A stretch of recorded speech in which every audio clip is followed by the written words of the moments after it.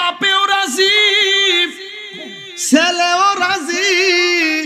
ওয়াতাল্লাহু লিল জাবিন, তারে কাত করে মাটিতে শোয়াইয়া দিছে।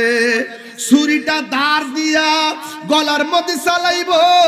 পোলা ডাক দিয়া কি, আব্বা আমার চোখের বাঁধনটা খুইল্লা দেন, আব্বা আমার পায়ের বাঁধনটা খুইল্লা দেন।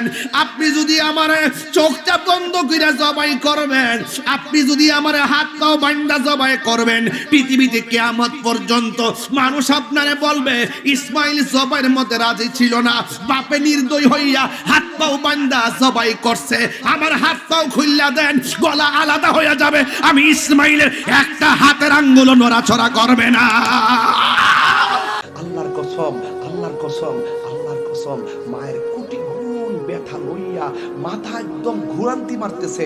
এরপর হয় আমার জাতমণি দেবে একবার রক্তাক্ত মাখা জামাটার লইয়া পোলাটারে বুকের মধ্যে নে, কপালের মধ্যে চুমা দেয়।